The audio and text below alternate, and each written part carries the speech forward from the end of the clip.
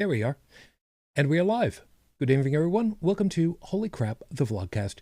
Vlogcast comes from a skeptical point of view to answer some of the questions of why. This Vlogcast started as a combination of spite and the Streisand effect because I can't be trusted to set things up, apparently, because I got too many things on my head and not enough brain power to actually operate it all. Oops. Part of this is to follow through with the old adage. And sometimes the journey is more important than the destination. I'm your main host. I'm known as Shujin Tribble, and you can find me pretty much everywhere under that name. That's Shujin. Hi. It's been 2 weeks since last we were on. I was tired. Really was not in good headspace last week. So, apologize for that. Thank you for being understanding. It's going to be a thin night, so I'm not expecting a full 2-hour set. So don't worry about it if we're a little bit on the short side. Joining me from far away to the left-hand side of the coast, Io Cloud is able to join us from out the left side of the country. Hi, good evening. Hi. I've had a week. Yes, you have. Just before the last show, I adopted a 12-year-old Chihuahua. Turned out the Chihuahua had more medical issues than I could handle, so I had to return her today. It was one of those, do I try and keep her alive as a quantity of life because her quality of life is not going to be that great? Or do I talk to the professionals and see what they can do and possibly give her a better life? So they also had a 30-day return policy, just because these are shelter dogs and shelter cats and shit happens. Well, I don't know if you can hear it, but I now have, I think she's about 4 months old, in a black and white little purball. And she was basically the last kitten in the cat area. I almost got this old boy named Xander with a Z, not an X. But I realized if I got that, I would confuse Xander. There's a friend of mine online whose name is Xander. He's also got Xander Jr., which is his cat, and Xander the Third, which is a stuffed animal he sent me, and Xander the Fourth, which is another stuffed animal he sent me when my husband passed away. Anyway, so I now have I'm a cat person more than a dog person. And I also realized that Sunshine's issues were more than what I could handle. So this little girl, her name is Twinkie, but I'm calling her Twinkle because of, like every single other cat, you know she'll walk through walls.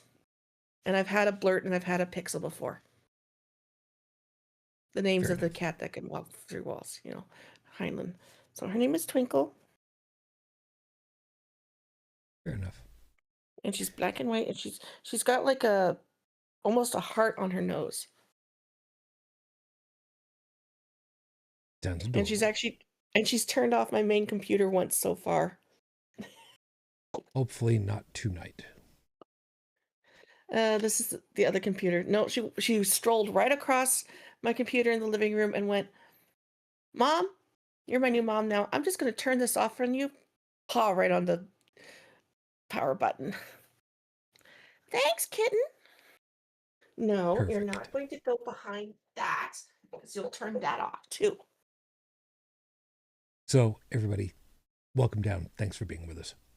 If you'd like to be in touch with us, of course, while we're recording, which you can do most weekends over on YouTube, you can be part of the live chat over there, which is where Stephanie is, who is also reminding me, take the rest you need. Thank you. It's tough for me because I always feel like, I'm letting folks down because, I do the shows that I do. And, for me, that's the show you do, man. What are you doing otherwise? It's not that I've got a Superman complex It's just that I'm stubborn. What can I tell you? And for those of you that are looking at me and kind of going, what's with the outfit? Yeah, some of you might have remembered that I made mention about it. After American Thanksgiving, this hat comes out every year, and I keep track of the number of compliments that I get. And I've tried to wear it pretty much every day at work. It's not been completely successful because it's a little bit big on my head, and the wind, I don't know, those of you that have been keeping track of it over here at the Buffalo market, the wind this week, well, I can't do the conversion in my head directly, but the wind Thursday, Friday was consistently in the 30 mile per hour range with gusts upwards of 50 plus miles per hour. Meaning, so 50 to 80 kilometers.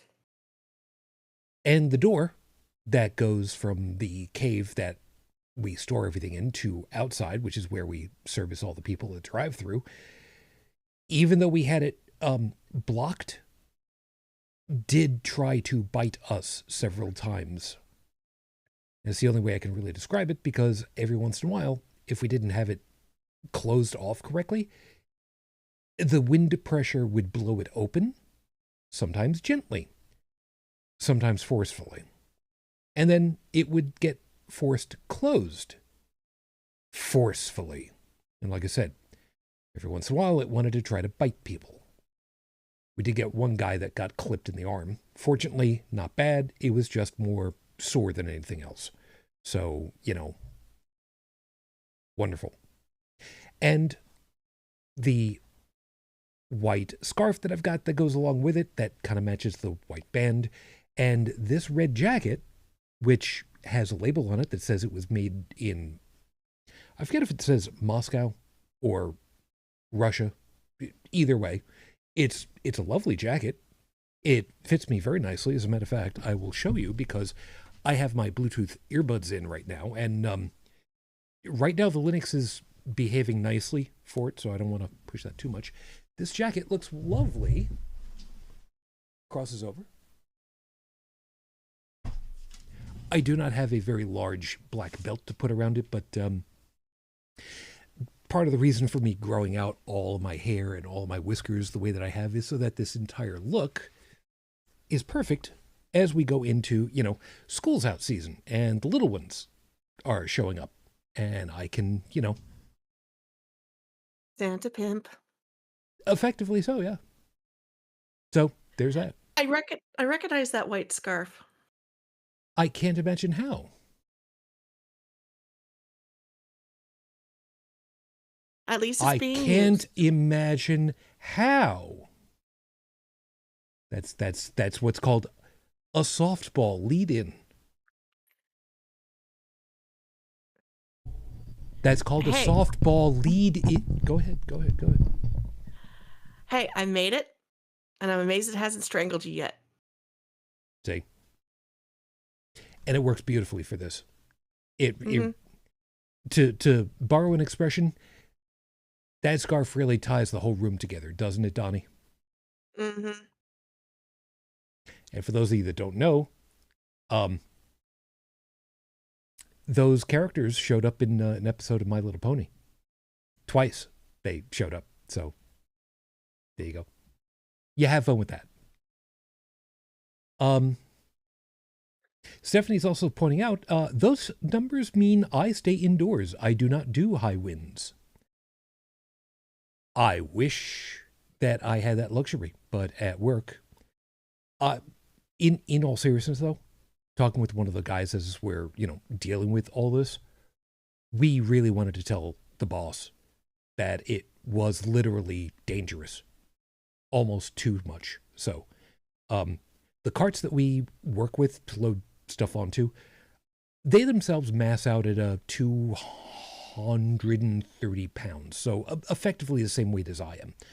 Again, forgive me, I can't be arsed to do the conversion in my head. Roughly 100 kilos. All right, roughly. Well, Yes, they're on wheels, and sometimes they actually roll worth a damn, but we had one of the larger ones actually start to roll away because the wind was picking it up. Not fun. So, yeah, it's been it's been an interesting week overall.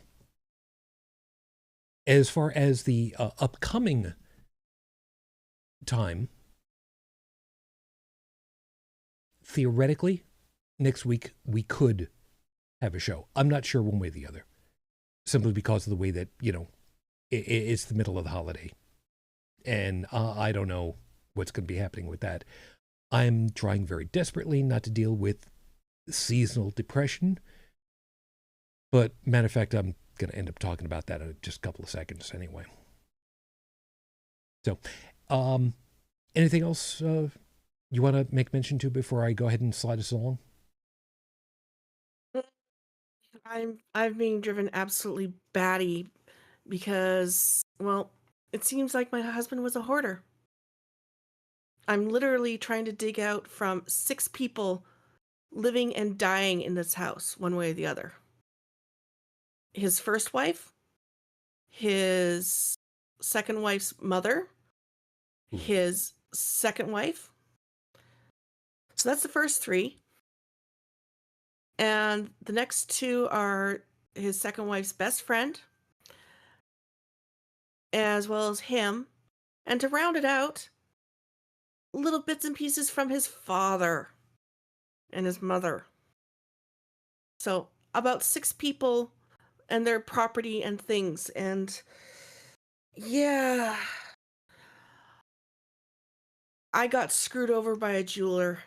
Instead of paying me what my stuff was worth, he paid me for a fraction of it.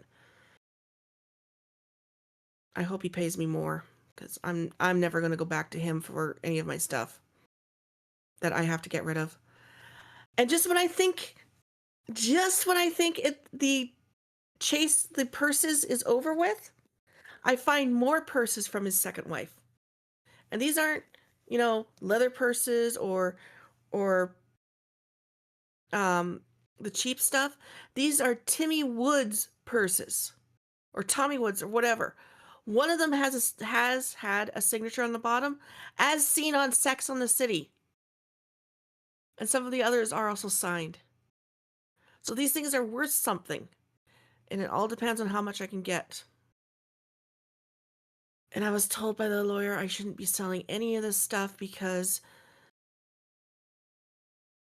it might show that I'm not trustworthy enough to be the executor. But if I don't sell it, I can't pay my rent. But if I can't pay my rent, I'll be evicted within 60 days. Can you say that I'm slowly going crazy? Yeah, there's yeah.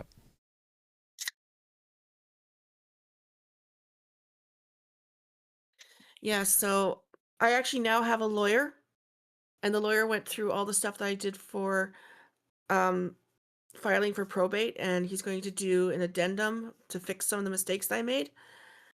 And he's looking at the residuals and going, "Ooh, you're supposed to get residuals?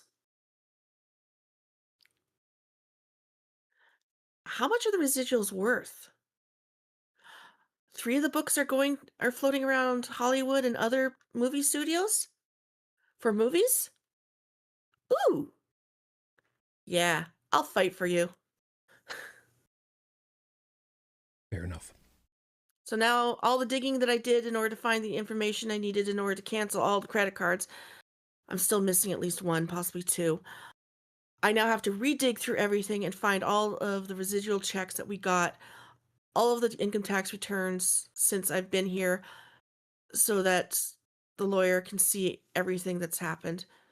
And I found his 401k. It was empty.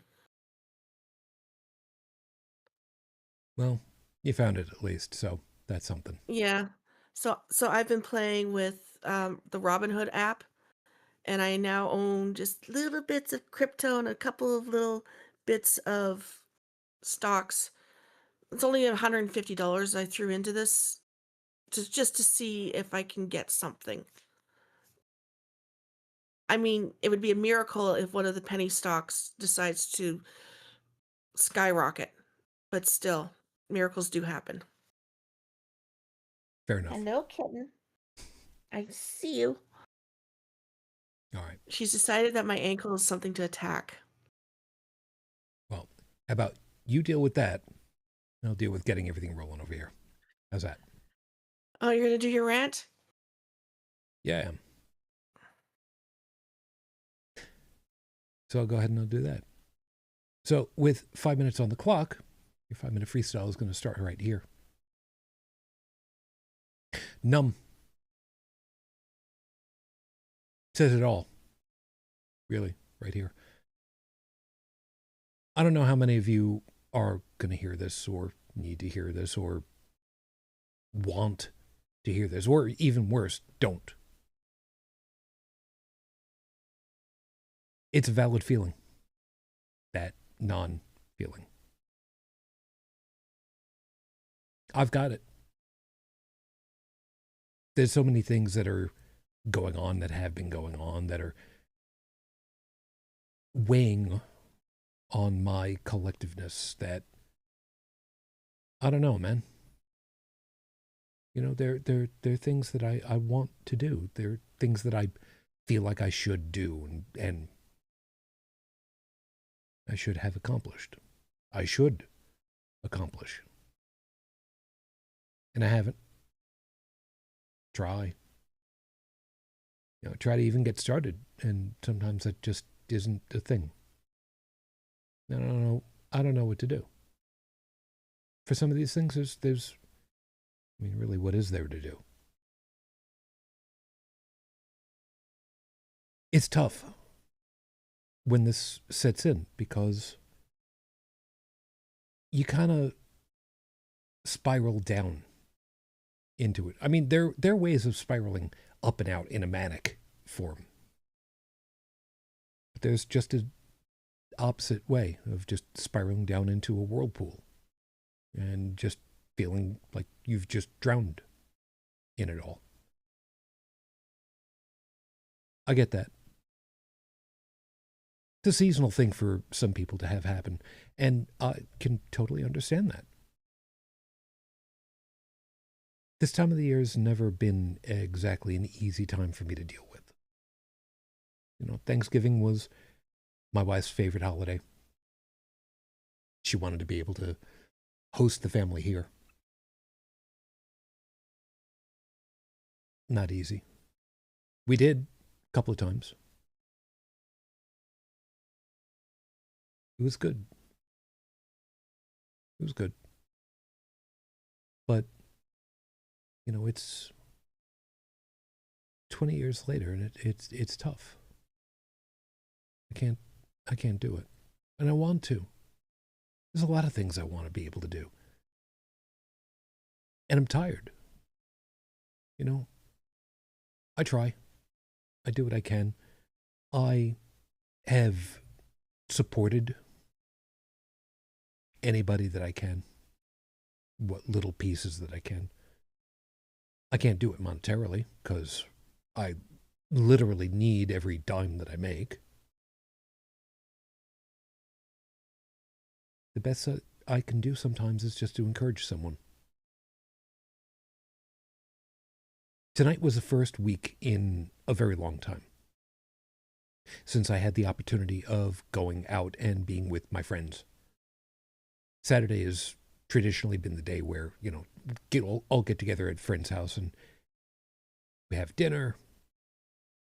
Could be play games, watch TV show, watch movie, something, you know, just be together. And for a lot of weeks recently, I've just been tired. Haven't been able to do it. The first week I've been able to do that in a long time. And it was Friendsgiving dinner. So, you know, that was good. It was good to be out again. You know, kind of miss it. So if you've dealt with this also, regardless of where it comes from, I'm not going to say it's okay, because it's not. But I can get away with telling you that you are okay. You might not necessarily believe me, and I wouldn't blame you. Hell, I'm having a hard enough time believing myself. But you are okay. If you feel it, if you recognize this numbness for what it is, that's good. It sucks, but it's good. Being self-aware of it is good. It's not good to feel that way. But as the Klingon proverb tells us, pain is good. It reminds us that we're still alive.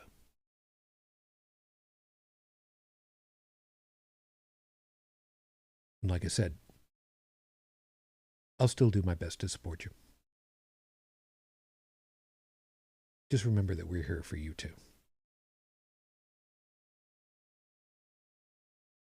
Now, normally speaking, this would be the point where we would do the horrible scopes, except that Due to the weather. Due to the weather and related to the overall feelings. I did not write new scopes. I didn't even bother going back through the archive to rehash an old set, which I've done recently. I got to see about that. I'm not entirely certain how that's going to play out, but we'll see what happens. As a reminder, Brigid will not be able to be here tonight because work. UnrenownedTech has family stuff, so will not be able to be here. I don't know where the rest of the guys are at the moment. You know, we, of course, as always, just hope that everything is going okay for them. So we'll kind of go from there. That being the case, we'll just slide it along. It's episode 558 on the docket, Your Honor. Illegitimi Non Carborundum. I don't even remember how it's supposed to be pronounced. It's a fake expression. It basically goes back to the World War II-ish. Not exactly sure when. The etymology? The origins of the expression are a little hazy. Imagine that. But it loosely translates to don't let the bastards win. Don't let them grind you down. That's sort of like the quote from The Handmaid's Tale. Nolite te bastardes carborundorum. Literally means, supposedly, don't let the bastards grind you down. It was Margaret Atwood having some fun with her Latin that she had to learn in school. Yeah, which is effectively what this is. So, right now, I'm having a hard time of it. Because there is just one more thing, and then there's just one more thing, and then there's just one more thing, and it's just one more thing. And there are only 3 podcasts that I listen to at this point. And from the collection of folks that we are kind of 2 circles with, I still listen to Cognitive Dissonance, and I listen to Scathing Atheist. I have to try to remind myself every once in a while that we are not them and we are not competition, but it's kind of hard for me to, get out from under myself of the whole, where are we in relation to them? We're not even a blip, so whatever. But listening to Cogdis, they were saying how the way that this current regime operates, or at least the head of this regime operates, is to flood the zone. Whenever they want to try to make something disappear into the static of everything else, they just flood the zone with everything, anything that they can, regardless of how stupid and inane it might sound. Anything to flood the news media so that everything just becomes static and haze and browbeat everybody until they just can't take it anymore.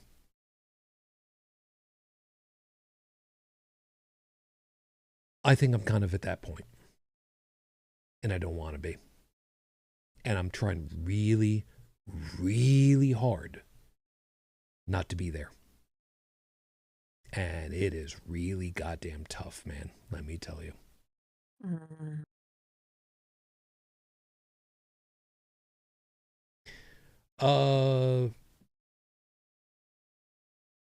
Roxanne chiming in one of the few times. Hi, over there.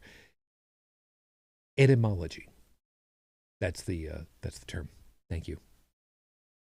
I know the other one is the study of bugs, which of course prompts in my head that spiders are not bugs, they are not insects, they are arachnids, and they are their own thing. I know it doesn't have anything to do with anything else, it's just the way that my head operates.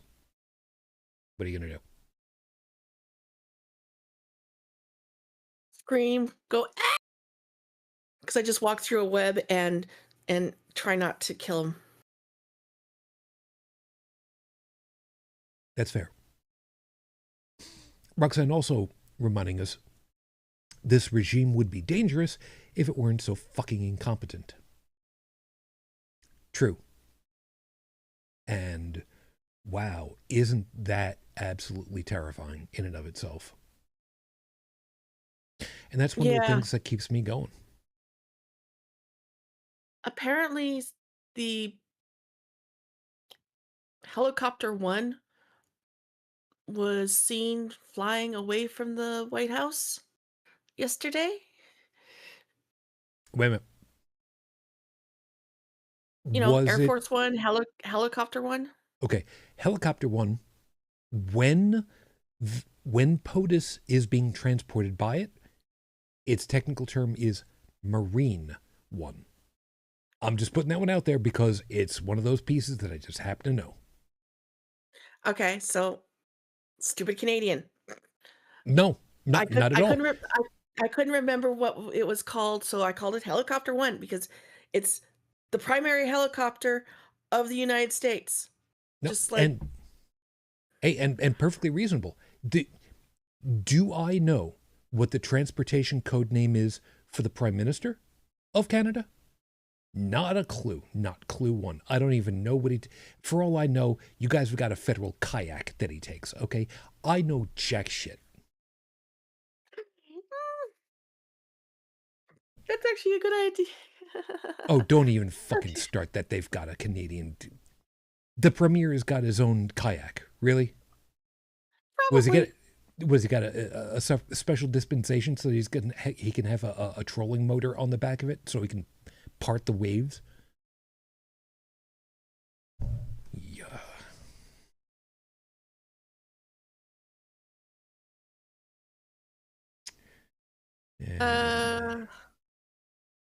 Okay, it doesn't seem to be Air Force One. No, that would be the airplane. Or it might be RCAF One. Could be. Yeah, whatever. In any case. Honestly, that was probably the best part of that entire movie, Air Force One, when Liberty Bell becomes Air Force One. Liberty Bell was the rescue plane, and Harrison Ford, as the president, was being very quickly reeled up into it right at the end.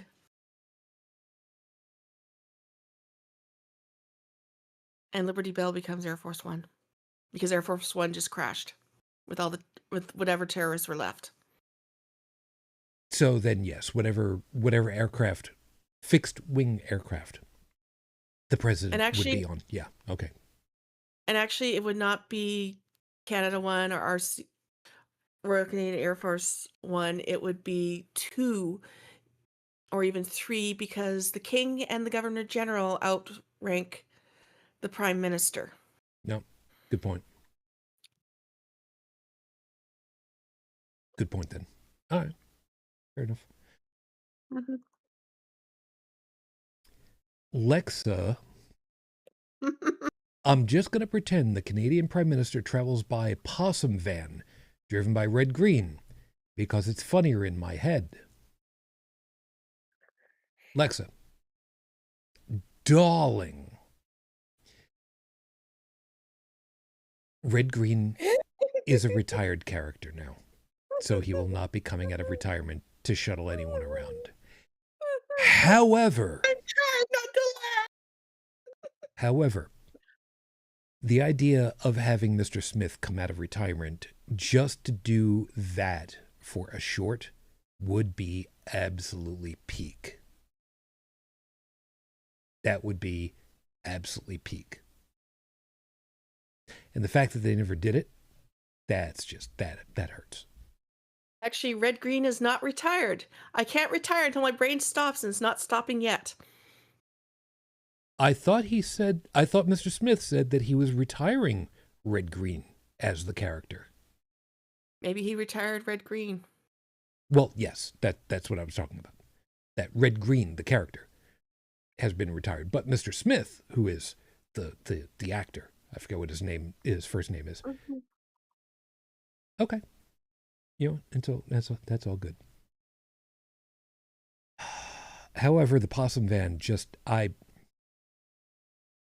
we will put a link in the show notes so that you folks can take a look at the Red Green show, and we will put up, you know what?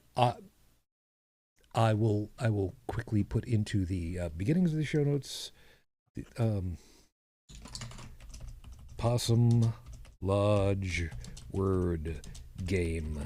Y'all can take a look at that later. I'll make sure that that's put into the notes properly later. And of course, the proper prayer.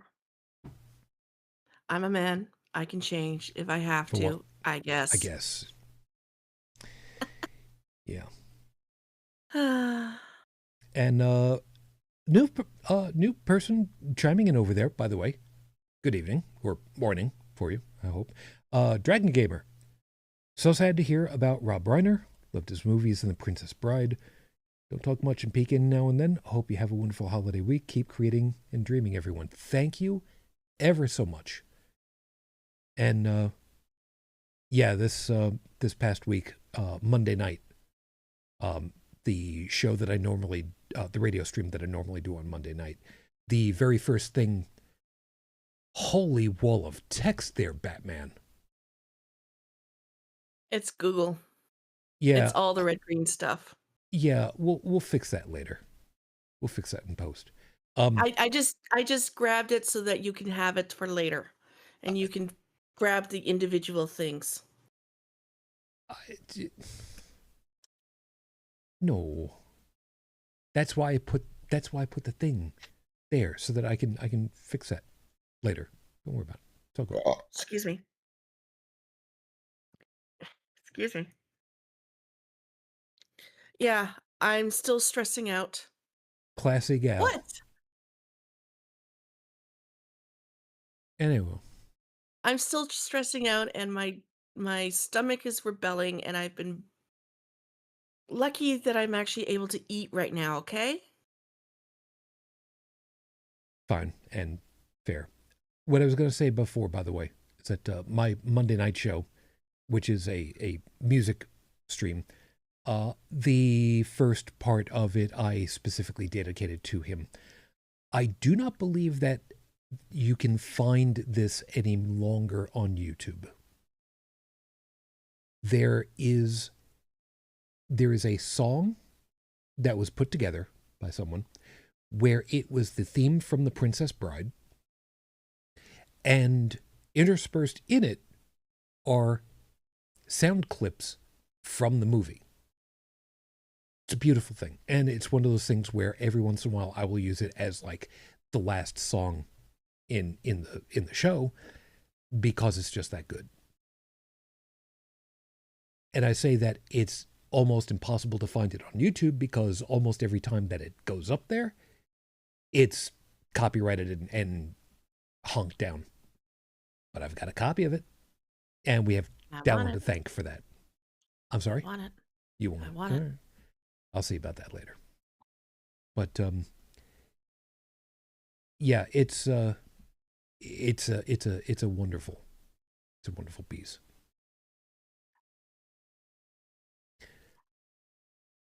So effectively this week, it's not going to be, like I said at the top of the show, it's not going to be a full 2 hours. Just kind of want to touch base with folks, check in, see how you're doing. What is it that's helping you get through? Are you getting through? And you know, just try to pace out for the remainder of the year, because we still got another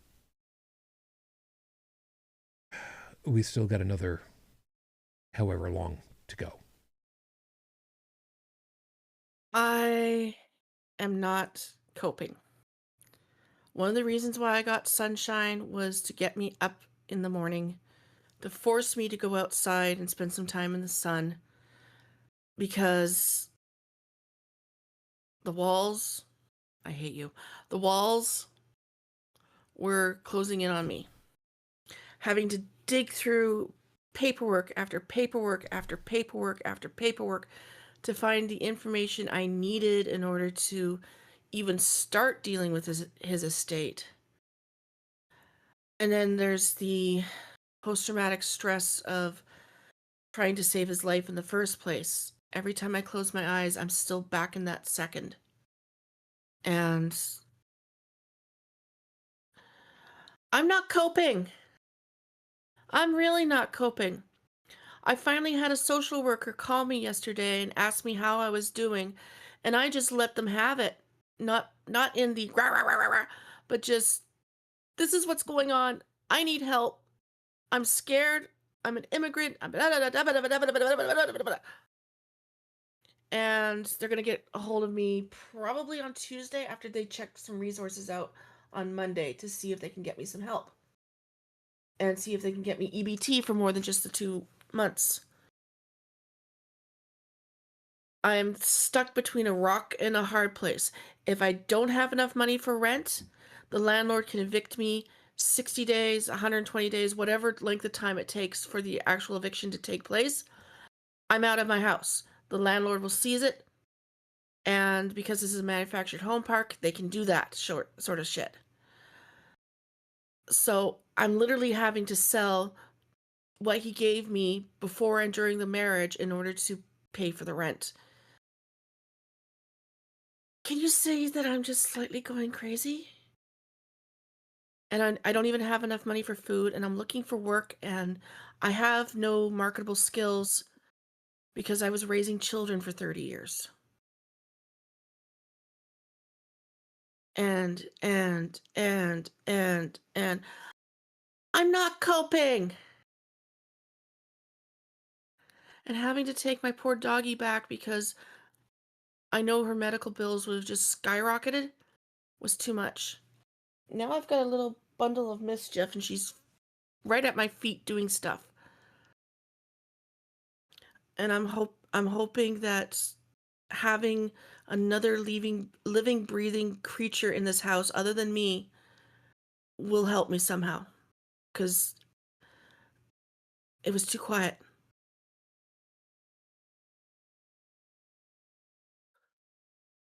I get you. And if I say the wrong thing to the wrong person, I'll end up in a rubber room.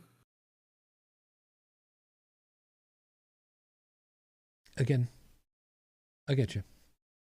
Mm-hmm. I'm 20 years behind you, but you understand. And a friend of mine, I'm basically begging him, because he's lost his wife. If he can clear out the third bedroom, that would be just enough space for me, and I would be his chauffeur for getting him around town. He's hemming and hawing about it. I don't think he really wants to, but at least then the two of us would be together, but I don't really want a roommate. I want my own place. And his wife was a hoarder. His wife had kidney disease. His wife, in one of the last couple of months, decided that she needed a Slurpee machine. Not a blender, an actual Slurpee machine that could be installed in a 7-Eleven. And the two of us were comparing notes as to what our kitchens had and the stuff that our spouses had been buying before their deaths. She was buying stuff for the kitchen.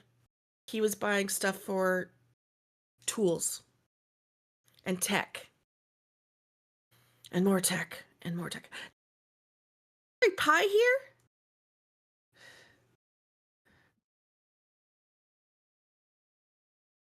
I'm not coping. I'm not coping.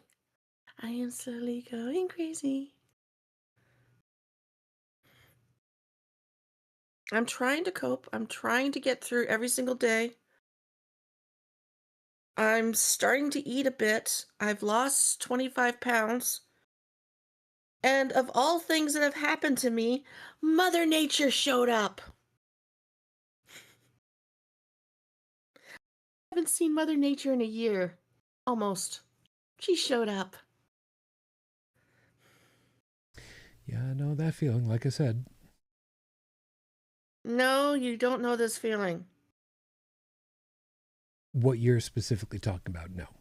But the idea that suddenly Mother Nature, yeah, I know a little something about that. Again, I'm saying little something. I'm trying to cope. I'm not coping. And every time I see the tangerine on the news, I just want to scream. Every single time I talk to somebody that has an immigrant relative or is an immigrant, I tell them the same thing. I'm in danger. Probably not as much as you are because you're darker skinned than I am, but that's no reason for INS to be looking for people like you. Variations on that theme of they shouldn't be looking for anyone. And yeah, I'm in danger. My landlord could call up INS and ICE could show up at my door.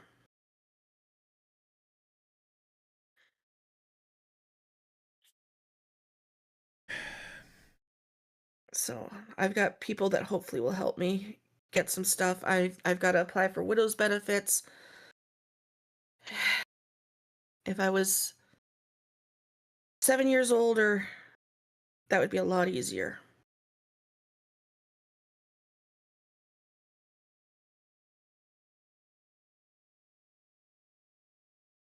So it's safe to say that it's been tough. And it's just not getting any much easier.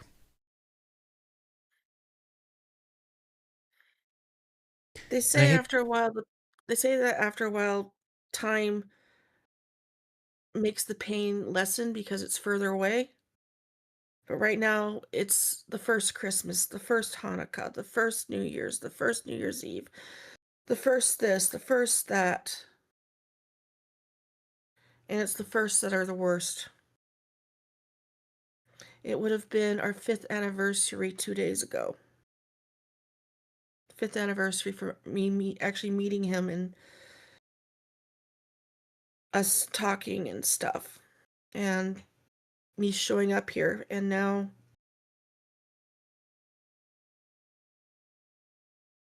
yeah. I sit here and I listen to what's going on with the immigrants. I listen to what's going on with ICE. Right now, ICE is not supposed to be active in California. Like, I believe that. But there was an interesting police presence yesterday only a few blocks from me. No city names on the police cars, but a lot of police. Makes me wonder which police they were. I should have named you Mischief. You just tried to climb my leg. Stephanie's also pointed out, by the way, Io, you cannot cope this close to the shock of it. From experience, it will take months to just cope. It's unfortunately true.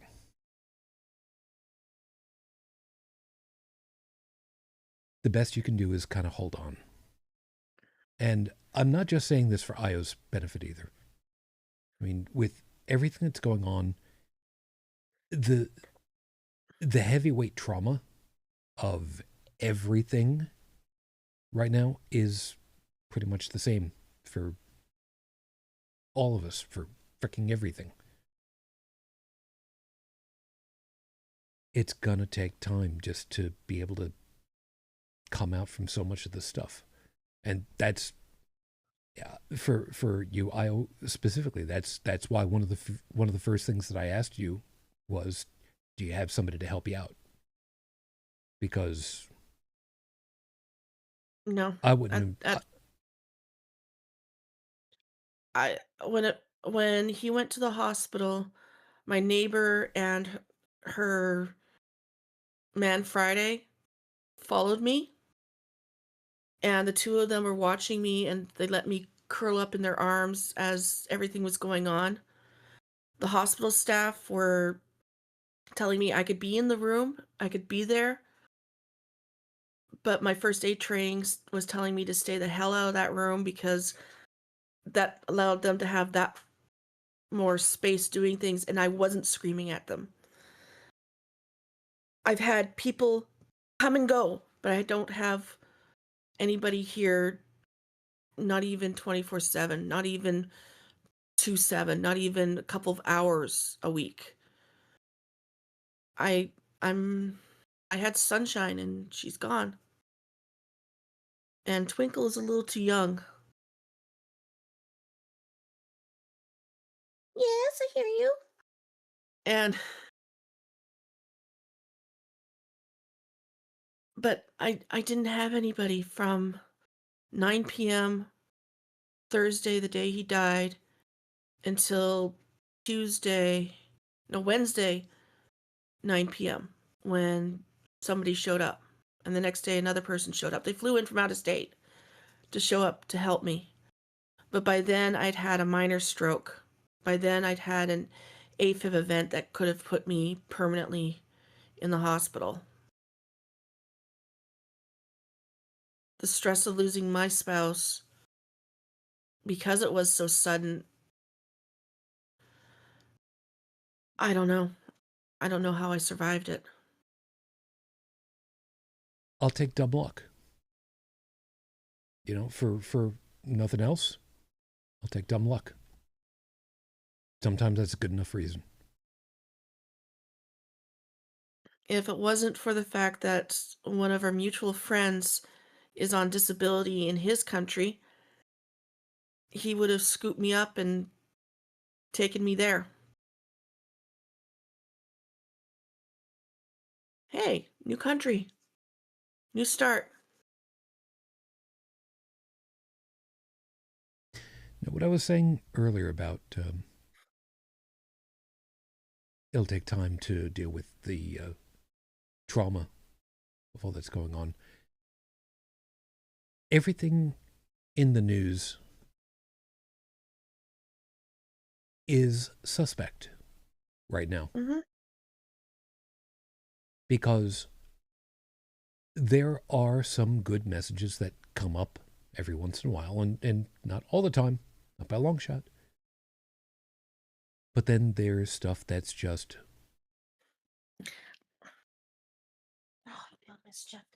it's stuff where I don't even know where to begin. And I'm gonna hit one very, very, very brief topic. We're not gonna go deep into this. We're just gonna use this as surface treatment. Measles. In the United States of America, for I'm just going to arguably put out a number here for a second. Don't exactly quote me on this, because for roughly 50 years, measles has been effectively eradicated in the United States And Canada. and Canada. And it took less than a year, and I want this to set in, less than a year, significantly less than a year, to screw that to hell. Now, it would be one thing if it was isolated to people who didn't believe in vaccinations for whatever reason. But the problem is, these are people who have themselves already been vaccinated in their youth. They're already protected. So the ones that they are responsible for, that have not been vaccinated because they decided they weren't going to be, those children are now the ones that are suffering for it. Not the people for whom the ideology that germ theory is wrong, that immunizations are bogus. They're scot-free. They can't lose. But the people that they're responsible for, I'm not going to say can. I'm going to say will. And in some cases are. These are innocents in this whole thing. Now, what all is going to end up happening to them, we're not going to talk about that. Doesn't matter. We know that measles is bad. It is a collective societal bad. And these kids are the ones that are going to pay the price for it. That's child neglect. That's unconscionable. The idea that any parent would allow harm to befall their children is simply unconscionable to me. And the people who have enabled it, I don't believe that there is a legal term for this level of, I don't even know what to call it. There's a difference between people who purposely put their kids in harm's way by not getting the vaccinations and people who have had a family history of reactions to vaccines and are concerned about their children reacting. I'm the latter. And Every single time I took my kids to the doctor and said, no, I'm not vaccinating, the doctors, the nurses, whatever technician that was dealing with me and my children would go into a tirade about how vaccines don't cause autism, blah, blah, blah, blah, blah. And I would just sit there blinking and said, it's not the autism I'm worried about. It's the fact that my mother almost died from one of her vaccines. And after a while, when they realized that, yeah, there is a history of vaccine reactions, they kind of backed down. And now there's this new thing about how, yes, the COVID vaccine was causing heart issues. One of my COVID vaccines, I was in the hospital within 3 days. I think it was more like 36 hours.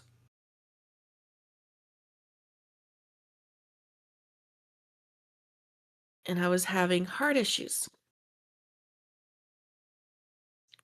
That's not really the reaction I'm talking about. I'm talking about anaphylaxis. I'm talking about hives and things like that.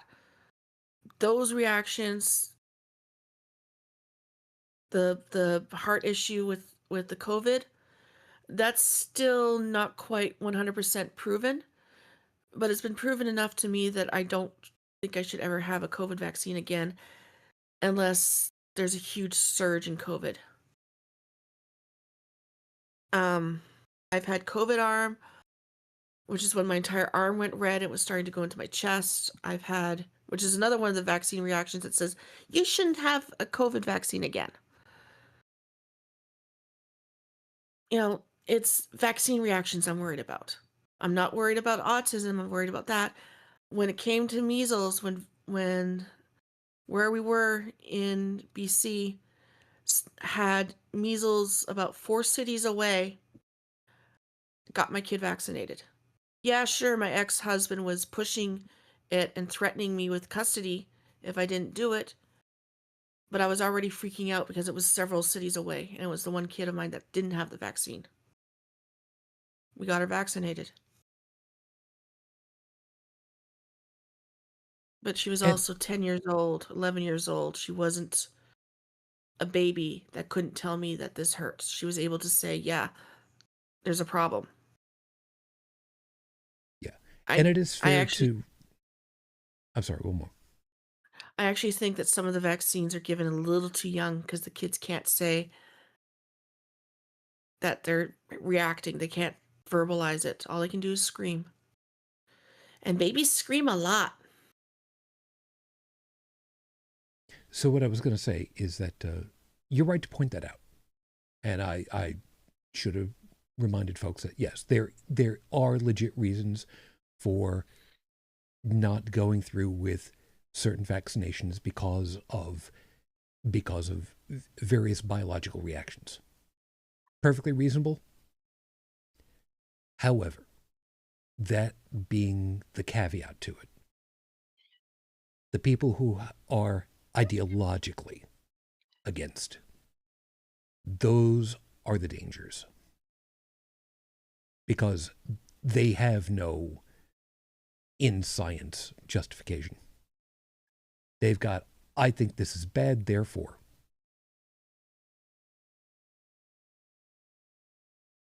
And there are people for whom this disease is going to hit them, and they're going to become, the term is, medically stable. Medically For unstable? medically stable. Medically stable means that there is no chance for a change in state, medically speaking. And there is only one state in which there is no possibility of additional changes. Right. I clued in. So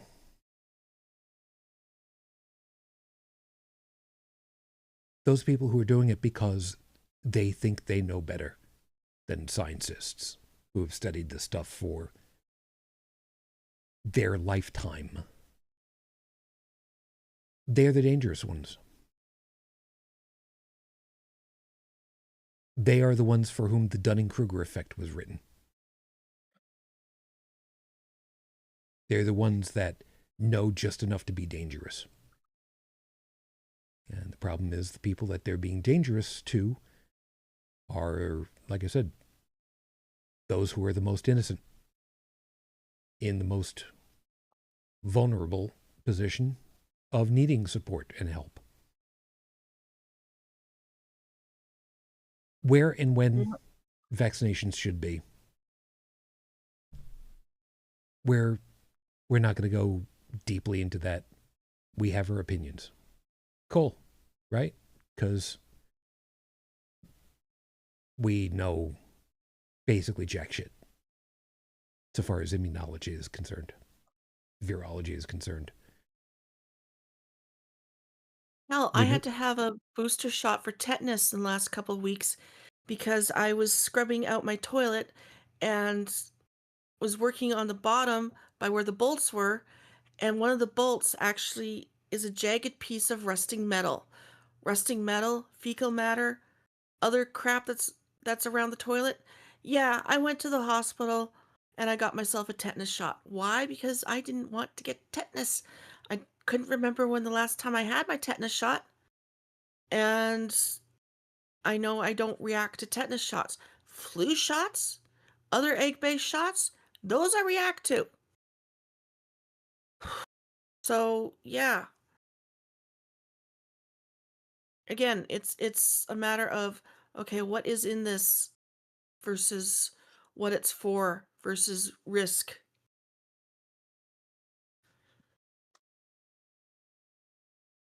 And when my husband had his quadruple bypass 3.5 years ago, I got right into one of our mutual friends' faces because the guy refused to get a COVID shot. I said, "You're not coming in here without one. Go get yourself a COVID shot, wait 2 weeks, then you can come see him." He got pissed at me. How dare I prevent him from seeing his friend that he's known longer than me? But that was the one requirement. And it wasn't me, it was the doctor.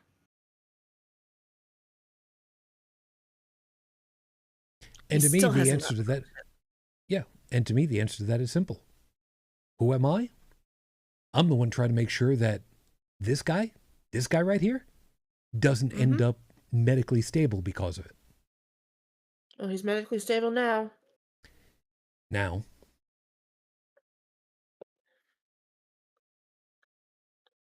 Oh, yeah. I have pissed off some people because of what I've done with him, but I'm also proud. I took some of his ashes, used some resin, made a couple of resin pieces, and at a ribbon cutting ceremony, just before the ribbon cutting ceremony, I went walking down the path that was going to be permanent, that was going to be actually opened, and I tucked a couple of pieces of resin at the trees, two of the trees. So my husband is now protecting that brand new park. And one of the other things I've done with his ashes is I've put a small amount in a small urn, and I can carry that around with me. And if somebody needs to talk to my husband, well, there he is. Go ahead, talk to him. At the same time, I can take that urn and do yeet to husband when I get pissed off at him and throw him across the room. I don't know that I necessarily agree with that, but at the same time, it ain't my husband. It's how I'm coping with his death. And I did warn him that was something I was going to do to him. And of all the places I found that urn, I found it in his tools, in a box full of his tools that we were collecting together, and I found it in my underwear. Clean underwear, but still I found it in my underwear. That's not where I threw it. Maybe. Still entertaining. Yep, it's and one of our friends actually suggested that I contact somebody that creates silicone phallus duplicates. Silicone ashes that yeah, No, I got you. talk about screwing me from beyond the grave. But I'm bump. Yes. Didn't you misplace him last time you yeeted him? Said Roxy. Yeah, just a few times. I also took the resin and my wedding ring because it had an open heart. Some of the ashes, the resin, put him there, and I've got a small urn that I can wear on a necklace. And sometimes I wear that necklace. And it's tight enough across my neck that it feels like it's a choker or a collar. Some days I wear it, sometimes I don't. I'm not wearing any of my jewelry today. No. And oh, the horror. How dare I touch ashes and do stuff like that? Why not? All it is ashes. And of all the things I found in my digging out, I found my father-in-law's cremation certificate. Okay. I mean, there were worse things that could find, but, it's fine. Yet another medically stable person. there is that. So I guess So I'm medically unstable. I am not at liberty to go ahead and discuss that because I don't know. At least that's my story, and I'm sticking with it. Mm-hmm. So how are we coping? Not. Yeah. In a lot of ways, we're not. In some ways, we actually are, believe it or not. It might not sound like it in a lot of ways, but we still are, because we can still make some jokes. We can still find, I'm not exactly going to call it humor, but we can find some mirth here and there. Maybe it may be gallows humor, but it is humor nonetheless.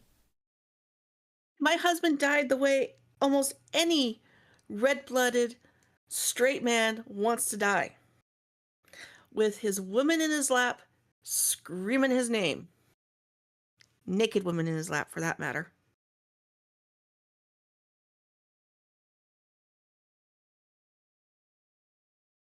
For me,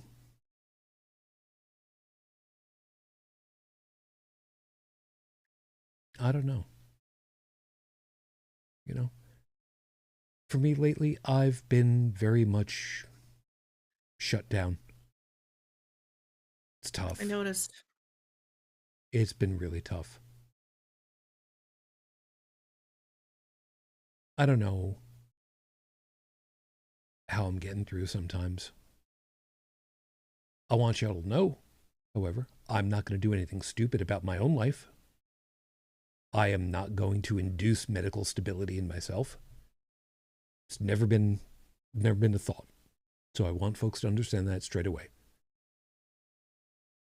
Not ever something to be worried about. I am too obstinate to do that. I, however... No, you are not allowed to institute that in me either. No, me. It's not in the cards either. Like I said, if I say the wrong thing to the wrong person, they'll stick me in a rubber room. So let's not do that.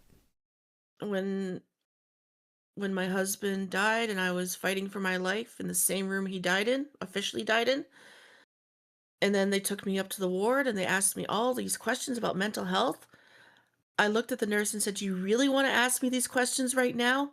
My husband just died yesterday. Do you really want to?" You're right. We shouldn't be asking you these questions right now, but we should be supporting you as much as we can. And good on that nurse for recognizing that. Mm-hmm. You know, that is not an easy thing. It's very easy for folks who are in the medical industry, and forgive me for wording it that way for a second here, to just do the level 1 tech support screening call and just follow the script. It's an easy thing to do because, I mean, this is information that you, quote unquote, need. And you answered the question correctly. In the current situation, do you really think asking these questions is helpful to anybody? You know what? You're right. It's not. I'll shut up now. Good on them. You know, good on them. Mm-hmm. Because let me tell you, if you had said that with that nurse, and I'm assuming it's a nurse that was taking your info because normally that would Yes. be. Nurse or medical technician or something like that, yes. If the floors or department's head nurse had been there and overheard, any head nurse worth their weight, and they, for the most part, they almost all do, would have walked in, taken the clipboard away and said, "You don't need this. Talk to them." and walked out. Any head nurse worth Hmm. anything would have done exactly that. You don't need this clipboard. This clipboard goes away. Talk to the patient. I did talk to the doctor, the hospitalist, who I promised that if I had any new symptoms or if my symptoms worsened, I'd come right back. And that's what I did. I came right back and they stopped a stroke.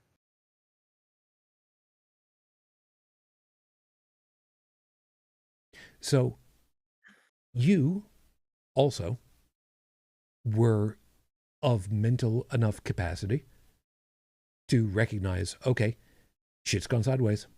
Let's do something about that. Man, It's I drove tough to, myself to the hospital. maybe not the best of ideas, but at the same time, not too many options available. Because here in the United States, you call for emergency services for an emergency medical transport, and well, you're on the hook for, well, basically a year's wages. Yeah. And before anybody goes ahead and no, that couldn't possibly be. Yeah. Yeah. In some cases, it will cost in the tens of thousands of dollars for a medical transport.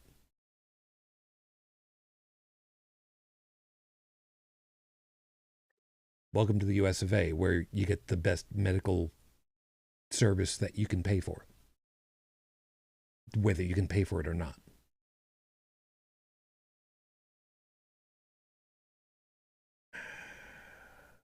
So, Yeah. what do I do? I'll tell you what I don't do. I don't participate in fantasy. You know what? I'm just going to take these off for the time being. And what I mean by that is, I don't do lottery. I don't do scratch off tickets. I don't do lotto. I don't do Mega Millions. I don't do Powerball. I don't do that stuff. That's random chance. That maybe, just maybe, I'll end up winning.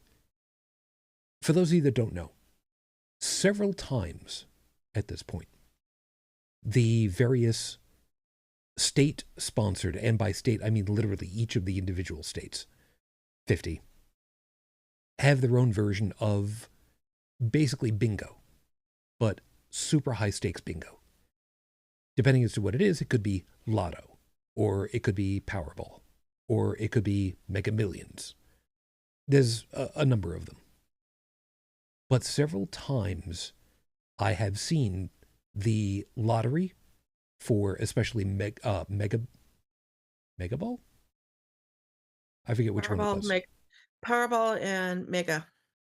There's Yeah, the two. yeah. I don't remember which one or ones where the payout was $1 billion, $1,000 million, a Carl Sagan $1 billion.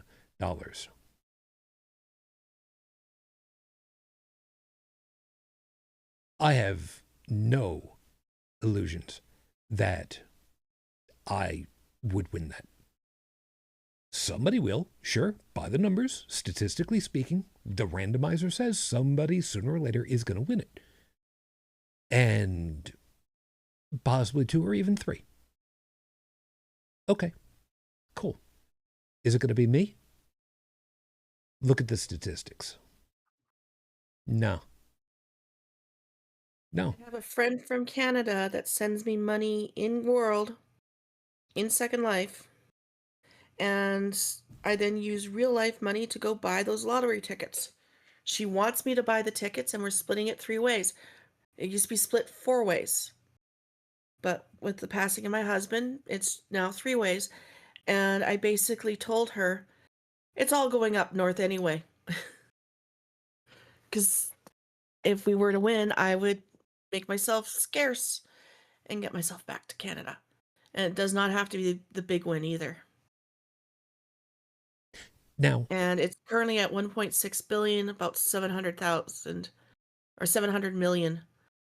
It would be the money that you'd walk away with. I I know, I want to just point, checked. yeah, and I want to point this out. The money that is being sent to you to do this is fun money. This isn't, I need this money to live and I'm hoping against hope that I'm going to win enough to keep me going. This is just fun and whimsy money, right? Yep. And that's cool. I got no problem with that. That's gambling money.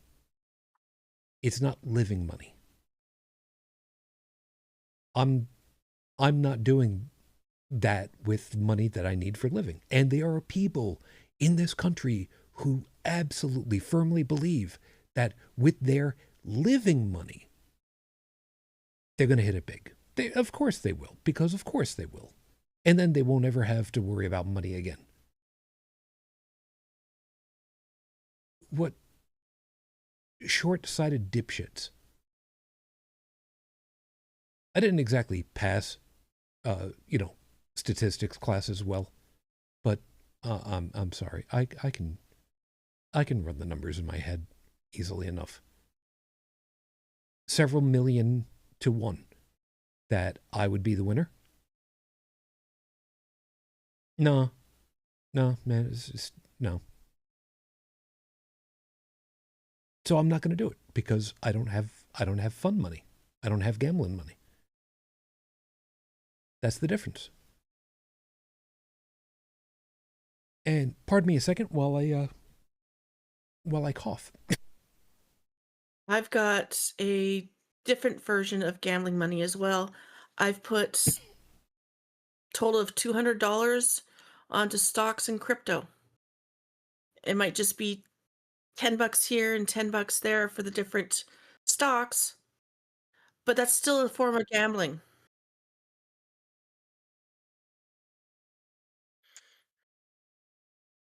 Maybe one of the stocks that I've picked, the $10 will become $1,000 because the stock skyrockets. So far, not so good. Yeah. Oh, baby. But again, that is money that you've got that you can allocate to that's fun money. It's not living money. It's also money that I can pull out and put back in my savings accounts. Yeah. Or whatever. And all I can say right now is the Shiba Inu crypto is pissing me off. I shouldn't have bought that one. Yeah, that doesn't surprise me. Hey, it's not Dodge. That's true. That's true.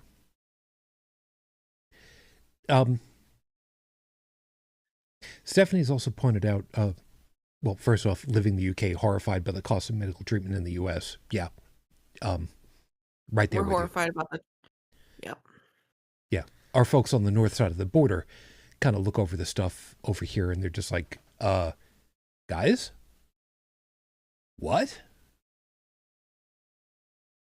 And it's also pointed out, the UK National Lottery keeps advertising that no one is winning their big prize. They end up splitting it between numerous people. So I should buy Ethereum, huh? Cool.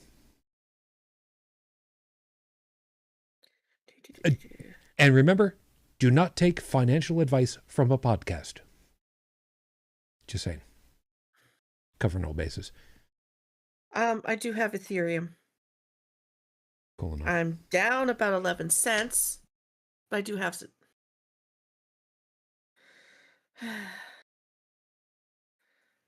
Because I didn't go crazy. I didn't put $1,000 into each of these. I didn't have $1,000. I had 10. I had $50 in one account and 150 in another account that I could put things into. So I put $50 into the various cryptos in one, and the other one I was actually able to do stocks as well as crypto. And to me, that's like trying to play the lottery. And I'm still kicking myself because I could have invested in Bitcoin way, way, way, way, way back when it was just starting up. That's all fun.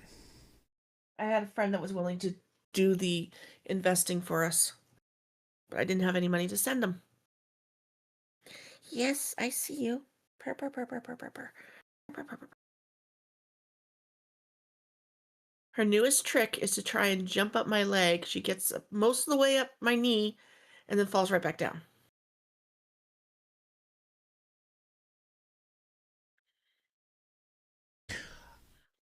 I want to So point something. I have $10 in one crypto, 20 in another, 10 in another, and oh, so I actually have $60 in crypto on this account. But again, I didn't go crazy. And the other one I have about $30 in crypto. So here's what I want to point out to everybody. With all the stuff that we've talked about, with all that we've mentioned, with all of the possibilities for how we're coping or not, as the case may be, at no point have we steered anywhere near, let's just call it, pharmaceuticals of any description. I broke down last night and I actually had a gummy. Or was it the night before? One of the last couple nights I had a gummy. Did it make me feel better? No. Did it make me hallucinate? No. It was supposed to? Did it make me sleep? No. Again, it was supposed to. But you're talking about one time so far, right? Yeah, if I really wanted to, the wine cupboard would be empty and would be in me. But I have liver damage because of other stuff that I've done over my life, even though it was scripted by a doctor to do. So I have liver damage, so if I was to do that, I would probably end up in cirrhosis or worse. And yeah, I want to be completely schlushed. I want to be verschnickered. But I know better.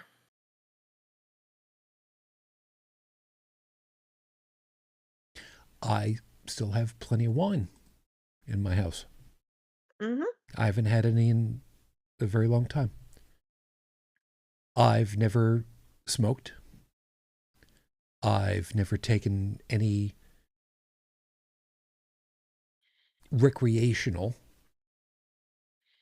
chemicals other than alcohol. And even then, wine. Okay. Do I have something that I think I have been self-medicating with? By technicality, I do believe.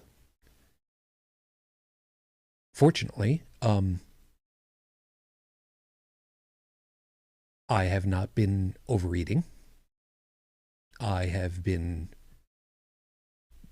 good. I have been at 230 pounds, down from 100 pounds more, for a very long time now. So I do believe that I finally found like either a level or a plateau that I just simply can't drop below as yet for some reason.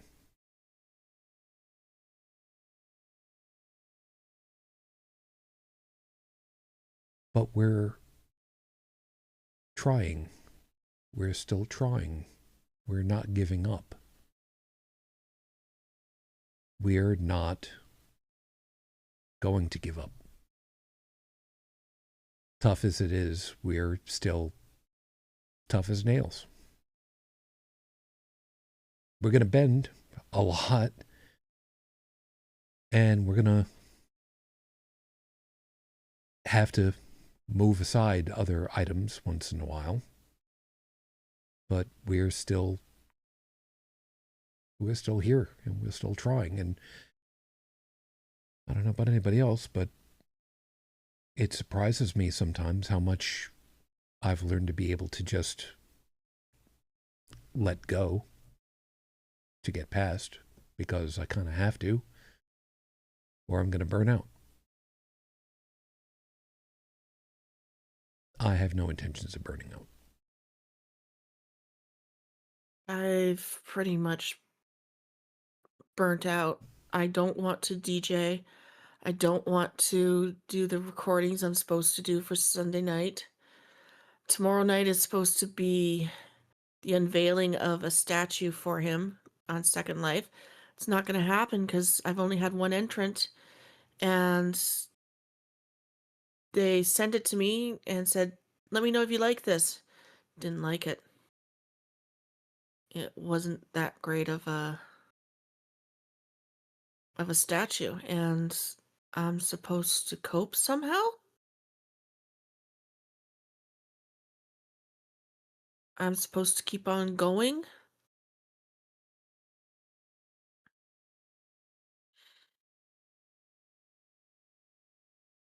Yeah, you are.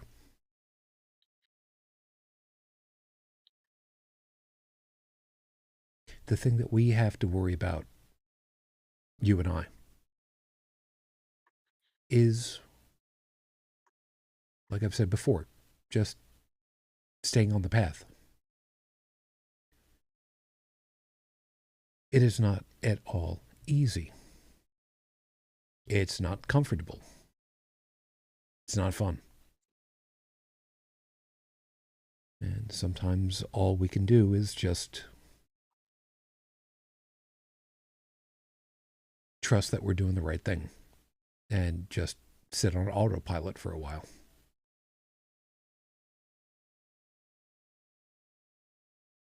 Like I said, it's not fun, but I know sometimes from secondhand experience, that the first year of losing the spouse is the hardest. Yep. And especially for men. And if you can get past the first year, there's a good chance that you'll live 10 years or more. Maybe only 5. I've made it 44 days so far.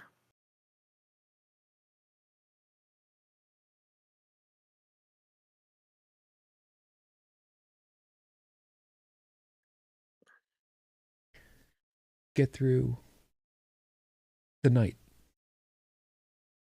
and then get through breakfast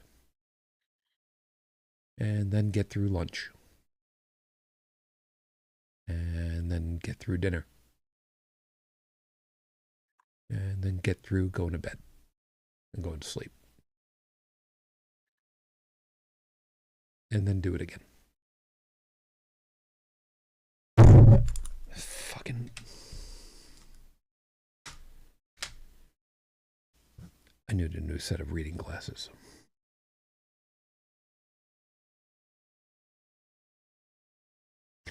That's what did it for me. For a long time. Don't You look at also how... had somebody to live for.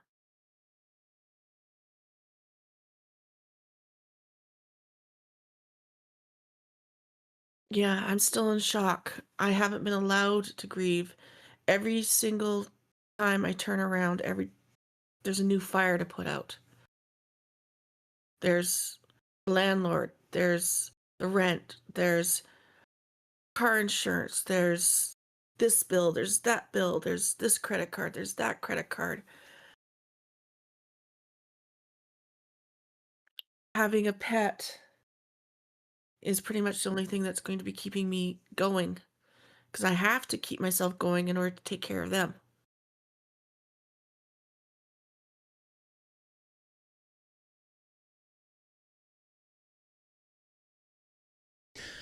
I don't know that I necessarily agree with the methodology. But if the results are there, I would never begin to question it. You believe in that. I will not second guess you, because that's your choice of how to do it. And if that's what works, I could not be prouder. I'm doing the best I can with the resources I have.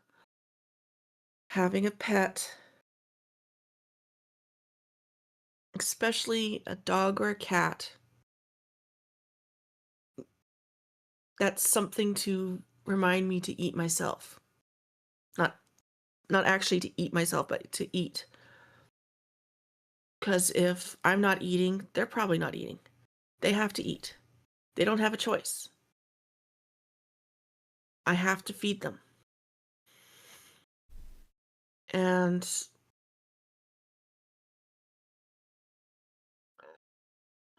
I was 285 pounds when he died. I'm 260.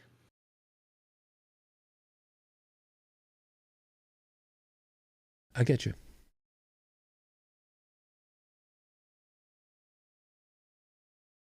And it's gotten to the point where one of my D-type friends out here, who also lost his spouse, this is the person that if they can clear out their third room, I might be able to move there. I'm not saying I will. He has been paying for me to eat. He's bought me 4 meals in the last 2 weeks. And because I bring the meals home, it's more like 7 or 8 meals. One was lasagna. One was pizza. The last 2 slices were gross. And I'm watching everything that's going on in the US, and I'm keeping my TV off the news channel. Yeah. If I hear about anything locally, then I might turn it on. As it is, I've been giving the mayor hell because the mayor will not look up if it's somebody that's a detractor to him. And the mayor stole the mayorship from the pro tem mayor. She was supposed to be mayor. One of his people nominated him. So out of the 5 years that he's been sitting on the council, he's been mayor 4 times and mayor pro tem at least once.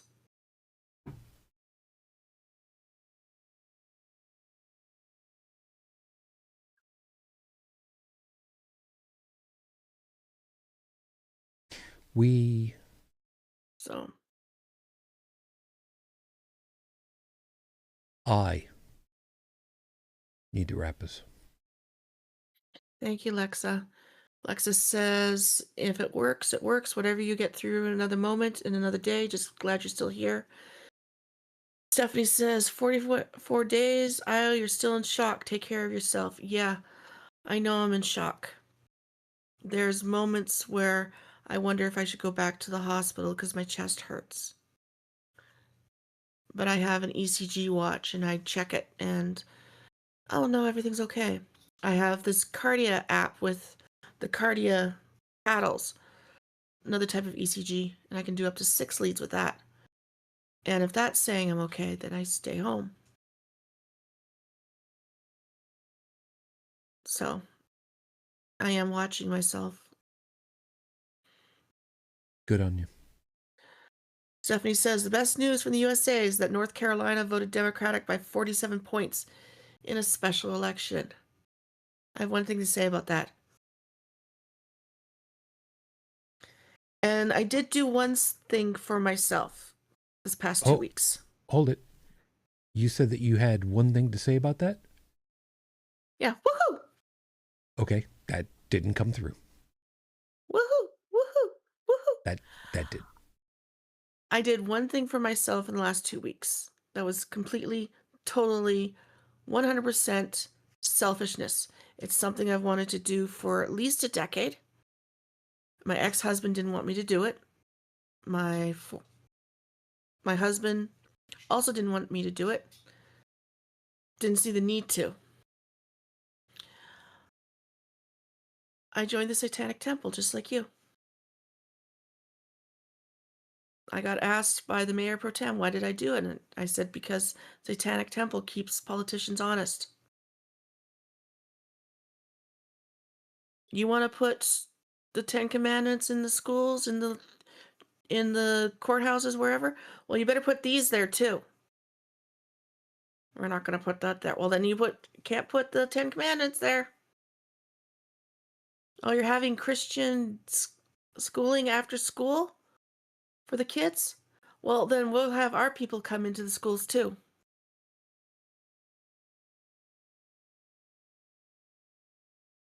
Keeps politicians honest. True that.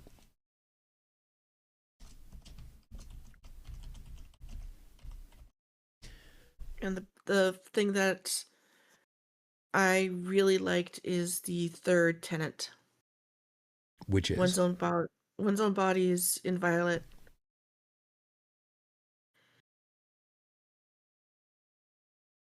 One's own body belongs to oneself. Nyeh. I will make sure in the show notes that I get you guys a link over to the Satanic Temple's membership options so you can take a look at that. When I did it, it was approximately $35 US. Mm-hmm. Came out to $42 and change, I believe, after all was said and done. But got my cool certificate, got my membership card, which is in my wallet, so that if anybody gives me shit about it, I can literally whip it out and say, I'm a card-carrying member. What about you?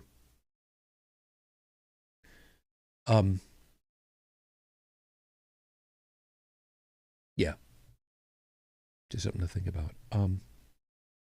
They keep politicians honest, whether the politicians want to be honest or not. And usually not.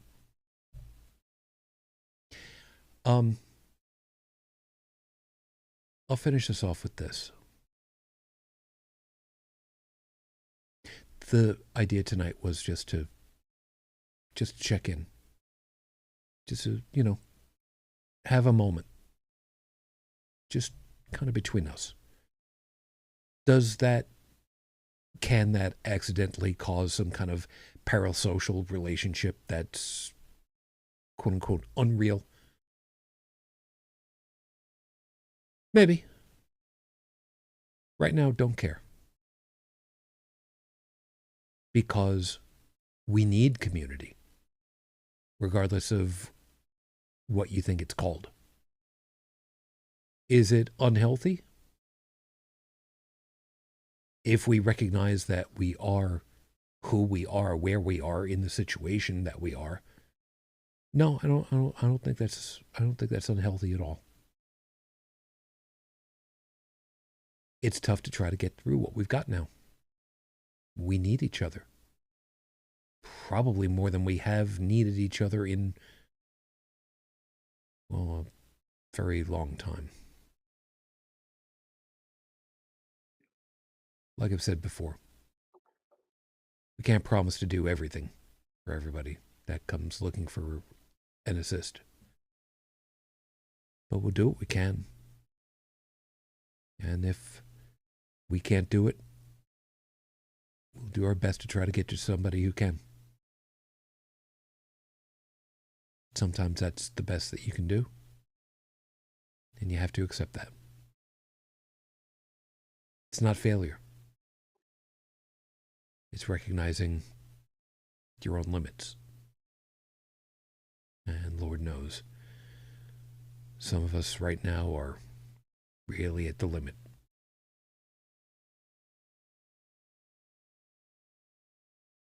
We'll try to help you keep back from the brink of whatever it is that you got. Thanks for helping us not go over that line for us. We're going to call it a night there. Thank you, everybody, for being with us. We appreciate it. We hope that you found something worthwhile in all of our perspectives and you got something to think about for the week ahead. Or two, depending as to how this goes. I'm not entirely certain how I'm going to work the rest of the month. I may decide that next week we just take it off because, you know, it's right in between Christmas, Hanukkah, New Year's, Yule, Saturnalia. I don't know how many of you celebrate Saturnalia. I'd love to be invited out to a drunken orgy or minimally a drunken. I mean, that'd be really nice. But we'll let you know. We'll do our best to let you know. Over on the chat, of course, guys, thank you.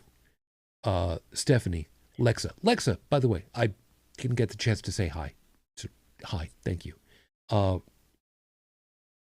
Roxanne, thank you. And I have to scroll back a little bit to double check. Where are you? You were there. Dragon Gamer. Also, thank you.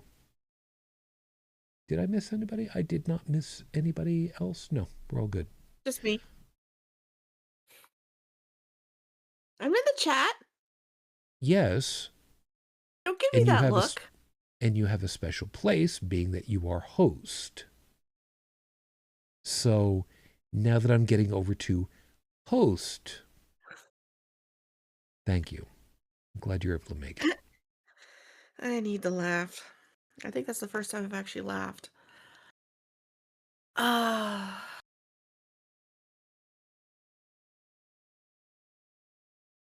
You try to take care of yourself this week, and maybe two. Yeah. It's the first Christmas without him. It's the first Hanukkah without him. I was his Hanukkah present that 5 years ago. I got there on the last part of the last day of Hanukkah.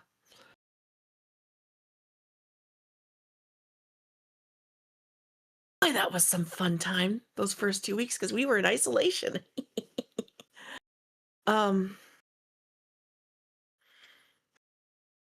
I guess stealing from you, permanently appropriating from you. I hope everybody can find the peace that I've lost. Have the strength to have the strength to do the impossible and the will to carry on. Pas ce soir, mon amour. J'ai encore du travail.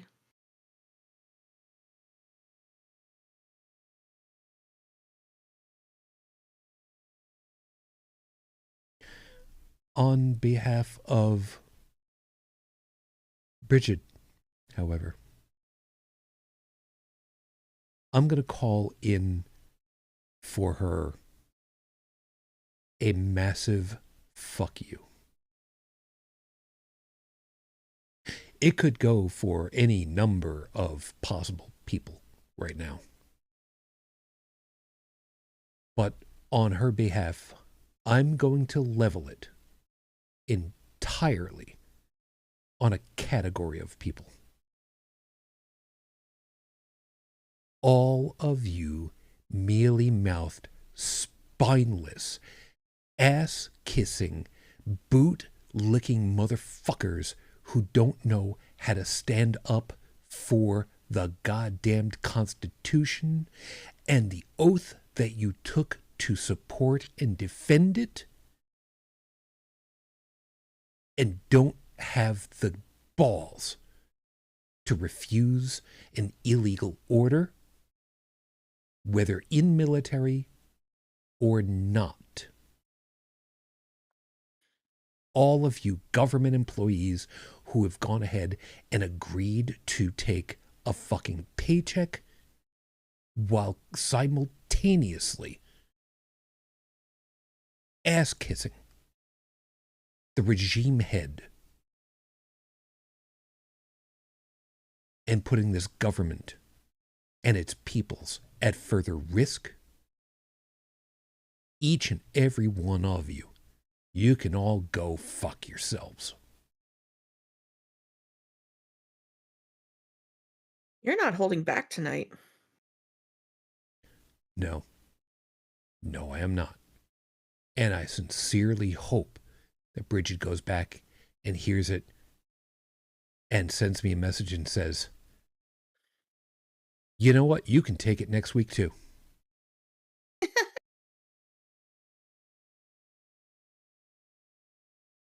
There's a very real possibility that this will be the last show for the year. I'm not sure about next week.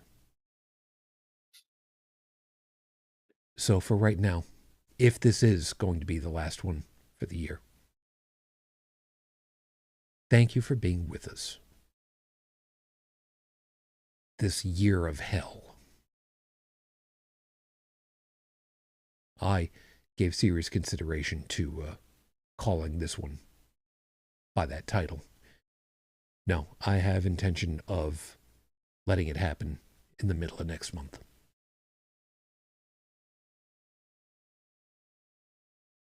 One way or another, we will continue to be here. We don't have a large following. We don't have a big footprint. What we have is each other. Thank you for being with us.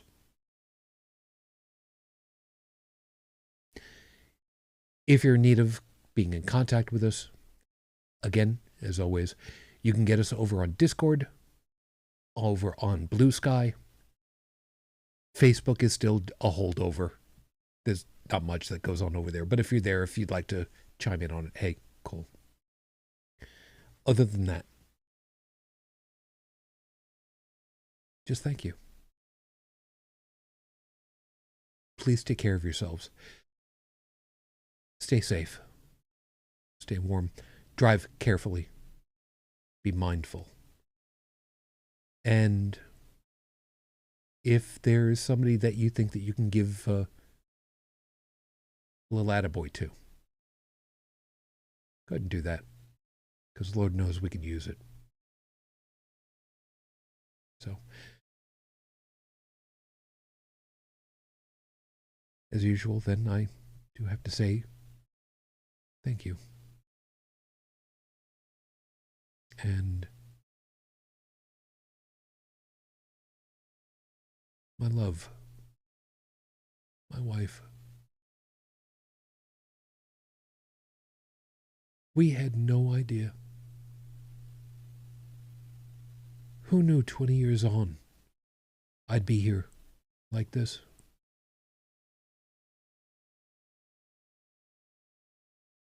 We had no idea. But I'm still here. And I am still in love with you. My beautiful girl. Matane Fujin. I still love you. I still miss you. Dream of me. Till the next time we're together, whenever that might be, folks. As always, good night.